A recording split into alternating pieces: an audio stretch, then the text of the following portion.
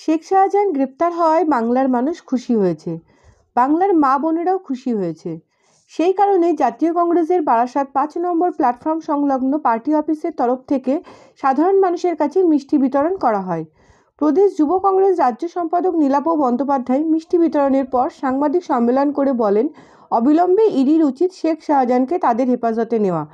তা না হলে পুলিশের ছত্রছায়ায় থেকে হাসপাতালে শুয়ে শেখ শাহজাহান আবারও সাধারণ মানুষের ওপর অত্যাচার চালাবে।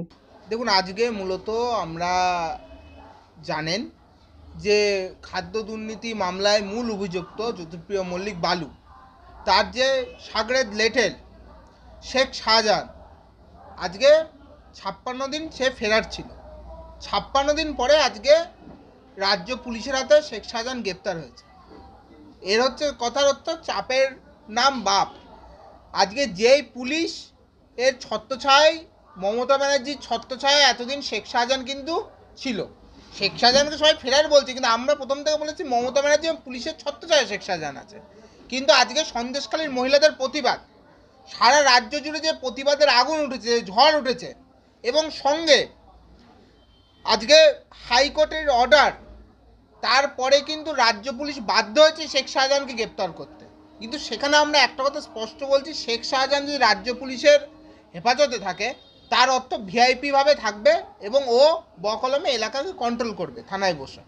সেই জায়গায় আমরা বলছি ইডির উচিত, যেহেতু ইডি ওর বিরুদ্ধে তদন্ত করছিল, ইডির উচিত হাইকোর্টে অ্যাপিল করার, যাতে ইডি কাস্টডিতে শেখ শাহজাহানকে নিতে পারে। না হলে কিন্তু মানুষ ন্যায্য বিচার পাবেন না। কারণ আবারও আমরা দেখব 2 মাস পরে শেখ শাহজাহান ছাড়া পেয়ে যাবে। শেখ শাহজাহানকে বাঁচানোর জন্য পুলিশ হেফাজতে নেওয়া হয়েছে।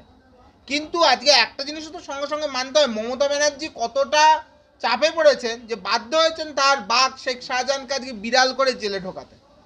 সেই জায়গায় দাঁড়িয়ে আমরা বারাসাত ৫ নম্বর প্ল্যাটফর্ম সংলগ্ন আমাদের যে জেলা পার্টি অফিস, সেখান থেকে সাধারণ মানুষের মধ্যে আমরা মিষ্টি বিতরণ করেছি। বিশেষত বাংলার মা বোন মহিলাদের মধ্যে আমরা মিষ্টি বিতরণটা করেছি।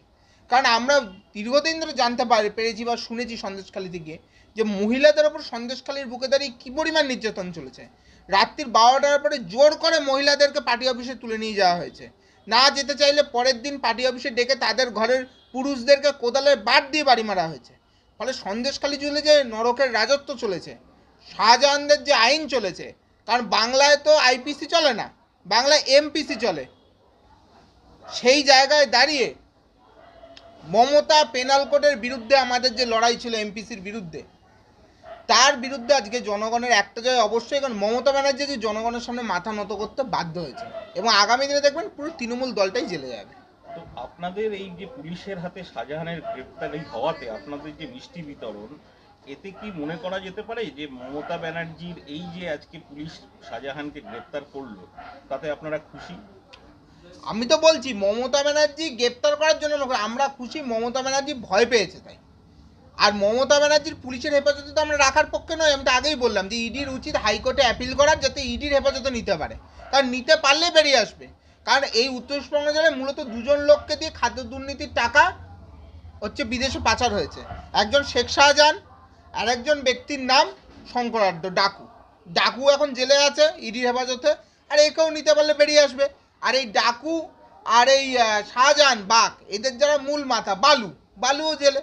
আর বালুর মূল মাথা কালীঘাটে, যে ৭৫% যার কাছে।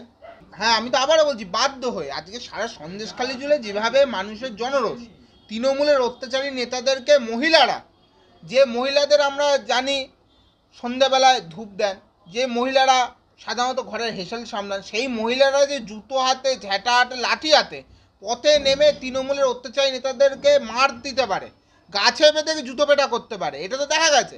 ফলে সেইখানে যে পরিমাণে চাপ তৈরি হয়েছে, এবং সন্দেশখালীতে দেখেছেন তৃণমূলের বড় বড় নেতারা তথাকথিত, তারা যখন গেছে তারাও বিক্ষোভের মুখে পড়েছে। সেখানে আজকে ভয়ের সামনে, চাপের সামনে মাথা নত করতে তৃণমূল দল বাধ্য হয়েছে।